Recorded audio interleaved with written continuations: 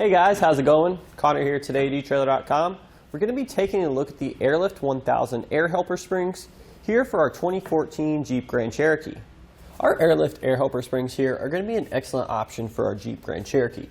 Now they're going to help us do two things. They're going to help us, one, if we're towing a heavy load. Number two, they're going to help us if we're hauling a heavy load. So our Grand Cherokee is actually going to be able to do both. We have plenty of cargo space in the rear hatch here, and it also has a fairly decent towing capacity for an SUV, so we are going to be able to pull a trailer. However, the stock suspension isn't necessarily designed to max out the payload or to max out our trailer weight ratings every time it's on the road. So that's where our suspension enhancements come into place. Now these Airlift air helper springs are actually going to be the only option for our Jeep Grand Cherokee. And again, they're going to do an excellent job helping to stabilize the heavy load so we don't have that uneven, that harsh ride quality we would if we were maxing out the factory suspension. So although there aren't any other options for this vehicle, I actually prefer airbags because the main reason is they're adjustable. And what this means is we can adjust the pressure inside the airbags so we get the perfect level of support and comfort for any given load we may have at a time. So the Airlift air helper springs can be installed one of two ways. We can install them as a single pass system, which essentially means we're going to have one inflation port, which is going to inflate both airbags. Now this is going to be the most common setup and what I recommend using. However, there is another option as well called a dual path system install. And essentially this means we're going to have two inflation ports, one to each of the airbags, so we can adjust the airbags. We can adjust the PSI in each airbag's different, so we have a different amount of PSI. And that's essentially going to be good for trailers if they're heavier on one side or we have more cargo in one side of the vehicle than the other. So we may already be towing with our Grand Cherokee, or we just have a lot of weight in the cargo area, and we don't think it's causing too much of an effect on our vehicle. And you might be right. However, what most people don't mention is a set of suspension enhancements, like our Airlift airbags here, they're going to preserve our existing suspension components so they don't wear down as fast. So in addition to the adjustability in regards to support, we're also going to get the prolonged life of our existing factory suspension components. So our Airlift air helper springs here are going to have a 1,000 pound weight capacity. However, keep in mind this isn't going to increase either the payload or the towing capacity of our Jeep. So in regards to the fill rating of our airbags, this can be anywhere from 5 psi, which is the minimum, to 30 psi, which is the maximum. However, again, the major feature, the major draw of airbags is that you can adjust the pressure for any given load you may have. Just make sure it never falls below 5 psi or above 30 psi. So we need to keep in mind that with our Airlift airbags, we are going to require access to an external air compressor in order to inflate the airbags. Now, if you're only going to be using the airbags every so often, then we can probably just suffice with finding an external air compressor like at a gas station. However, if you find yourself to be towing or hauling heavy loads frequently, it's definitely going to benefit you to consider an onboard air compressor like this Airlift wireless Bluetooth air compressor that we have here. This is actually going to be an excellent option for this vehicle because we don't have to run any air lines or wires into the cab, and the compressor is sized appropriately for our air springs. So the hardest part of the installation is actually going to be fitting the air springs into our coil springs. However, we're going to show you a few tips and tricks which is going to greatly reduce the difficulty of this task. So let's jump right in and show you how to install them. So to start our installation today, we need to let the rear springs here hang freely. So in order to do this, we're going to want to lift the vehicle by the frame. That way our springs are going to not be compressed and we're going to have room to slip our air spring in. So in order to do this, we're going to want to jack, as I said, jack the vehicle up by the frame and support it with some jack stands until our tires are no longer touching the ground. So now we need to come to the rear spring pocket here on our lower A-arm. We need to look up inside there. So you can see there's going to be sort of this cutout, this plastic piece here, sort of an X shape in it. We actually need to remove the center of the section because when we have our airbag installed inside the coil spring, there's going to be a barbed fitting on there with an airline tubing that we're going to use to inflate and deflate the airbag, and we need a place for that to go. It can't go up top, which is why we need to cut out this little X crossmember section here to allow our airline and barb fitting to protrude down through this hole. So in order to remove that sort of cross section here, I'm going to be using a combination of some tin snips as well as a utility knife. Now it's not super tough material, so we should be able to use a utility knife just fine.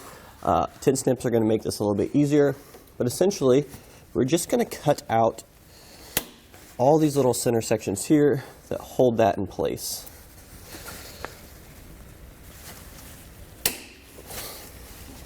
Then we have one more here.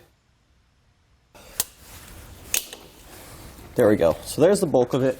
We may need to do a little bit more trimming to get some of the other loose pieces out. So a little tip I have found is once we get the main center support section broke out, we're going to take a pair of needle nose pliers and just sort of break off the remaining pieces. So once we have most of the larger pieces broken off, we're going to take a file here, some sandpaper might work as well, and just try to smooth this hole out so we don't have any rough edges. So as we can see here, we have most of the remaining components of that brace here trimmed out. So the final thing we need to do is we need to cut a hole in the diaphragm here, which I'm pushing on. You might be able to see that, to run our barbed fitting and our airline through. So we're going to go ahead and do that now, and then we can repeat this process on the other side. Now for this next part, as I said, we need to have a hole in the center of our diaphragm here. There's two ways you can do this. You can take our box cutter blade, which will probably be easiest for you at home. However, we do have a drill bit here at the shop. That's going to make for the cleanest look. So that's the method we are going to take to get a hole in our diaphragm here. Just want to line it up with the center as best as you can. And just make your hole. For the next step, we need to get our air spring out of the box here. We want to take off that black plastic cap here. We want to depress the air spring to get as much air out of it as we can.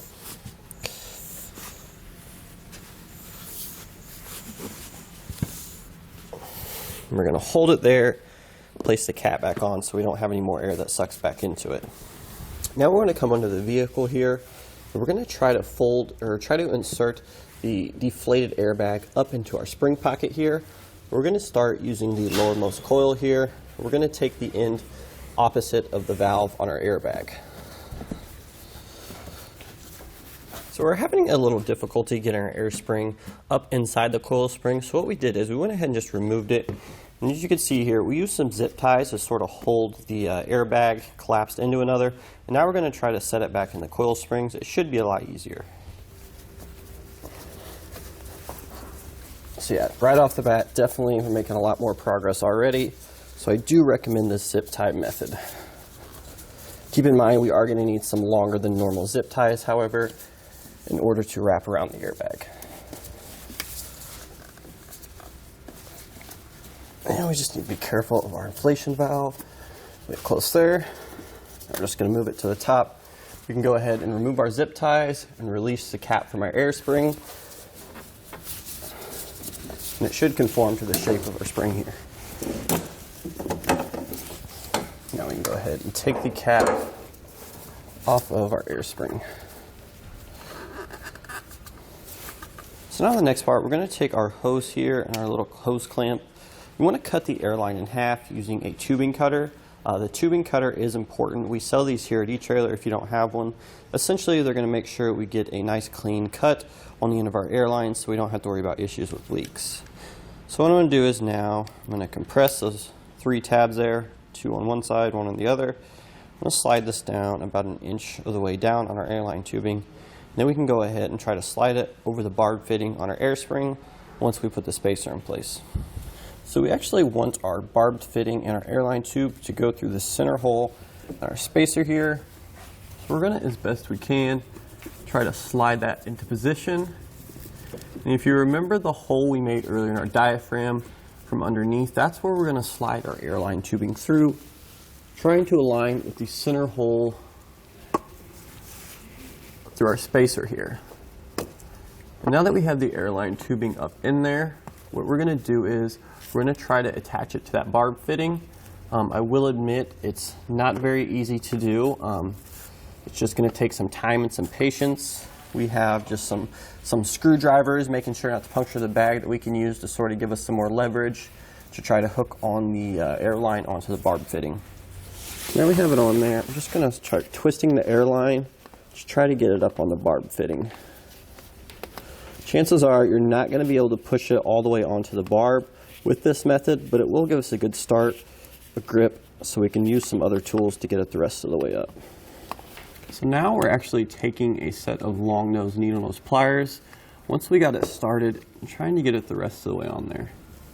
Again, there's not going to be one exact tool for this job. whatever works best in the space you have available. So as you can just barely see here, we're actually able to use the needle nose pliers and slide the airline all the rest of the way on our barb. Now the next step here is to somehow get our ring clamp depressed on both sides and to slide that up over the barb fitting so we can secure our airline to it. What we did was we took a set of pliers like this. We first rotated the barbed fitting with the clamp with our hand by twisting the airline as well to get it in the perfect spot we have, which is just a slot in front of the rear tire here. Then we just took a pair of pliers, we stuck them in there, clamped it down, and then pressed up. I definitely didn't get that my first time, so it just, again, took a little bit of patience, time, and effort, but we were able to successfully secure the airline to the barb fitting on our airbag. Now that we have the clamp secured, we have the rest of our airline here, we can go ahead and repeat this same process on the other side. Now the next step of our installation here is going to vary a little bit depending on how we want the airbags to function. We can install this as a single pass system, whereas we have one airline fitting which is going to inflate both bags, which is going to be the most common application and what we're going to be doing on this vehicle.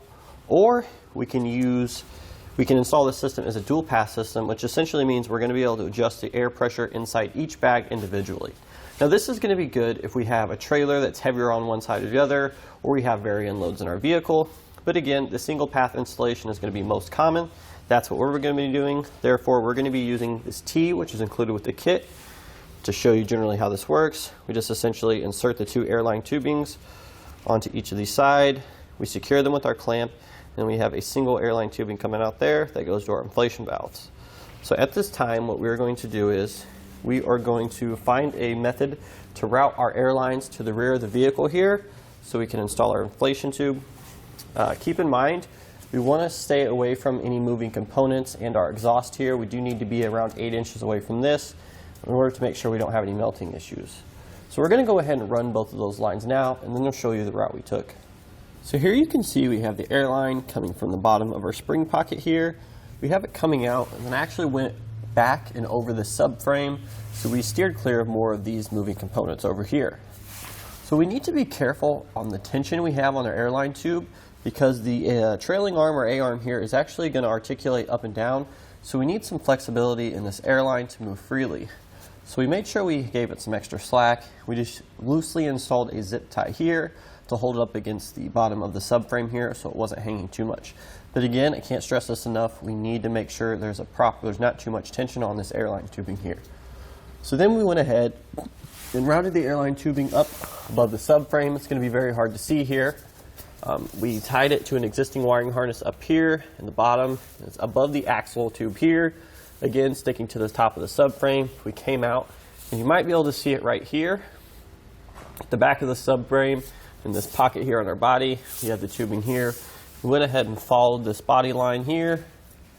We zip tied it to some existing lines, and you can see we have it again zip tied here to a support bracket. We have our lines coming up here. We basically did the same thing on the other side as well. So now, since we're going to be installing our system as a single pass system, we are going to be using this T. So what we're going to do is we're going to take our little ring clamps that we used earlier, whatever you really want to call these things. We're just going to slide them over to the ends on either side of our tube here. Don't need them very far. Just using a pair of pliers to depress the sides on there to open it up. Just like that. And then we can take our airline T here. Again, if you're going to be installing this as a dual pass system, we would simply just route these to a spot in the bumper where we want our inflation valves to sit. But since we're installing this as a single pass system, which is going to be the most common, kind of wiggle back and forth to get our airline tubing over the barbs on our T. Then we'll take our clamp again, move that up to secure the airline tubing to our T here. That should be good. Let's repeat this process for the other side as well.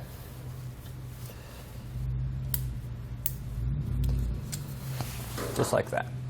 So as you can see here, we went ahead and just took another piece of airline tubing and attached it to the end of our T. And then this end is going to run to our inflation valve. So then the next thing we want to do is we need to find a place to mount the inflation valve, which we see here. In order to do this, we're going to need to drill a 5/16 inch hole somewhere in the vehicle, preferably along this cutout for a hitch receiver tube. We could drill it into any of this plastic here, or if we wanted, we could just zip tie it to the actual hitch receiver body. That's what we're going to do for this, because we're actually going to be removing this and installing a compressor system alongside this. We're going to make a video on that as well if you want to check that out. So for right now, we're just going to go ahead and install the inflation valve on the end of our airline tubing here, and then secure our airline tubing to the hitch receiver. Here we have our inflation valve, and again, I'm just taking a zip tie, securing it to the hitch receiver body. It's just going to sit there for now. I wouldn't recommend this for a permanent installation, but it will work well just to test our system. So again, for a permanent installation, we would just drill a 5/16 inch hole anywhere on the rear bumper here. We could even go to if we wanted to route our airlines over to where the fill cap is for our gas tank, that's a common location as well. Anywhere you want to mount it, really, just so it's easily accessible.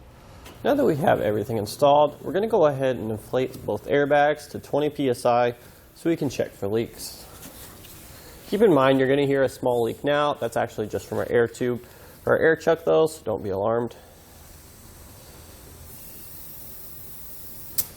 Now we're going to go ahead and use a soapy water solution to spray down all our connection points.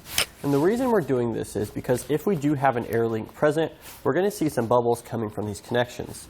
If we do see air leak, chances are it's going to be from the cut on our line, so we'd want to take the fitting off, recut our line, then reinstall it. That should fix the issue. So we're going to spray down our main connection point there. We're going to spray down our T that we used under there, just to check for that. And we also want to spray down the fittings at each bag, which is probably going to be the most important one. So with no leaks detected, that's going to do it today for the Airlift 1000 Air Helper Springs here for our 2014 Jeep Grand Cherokee.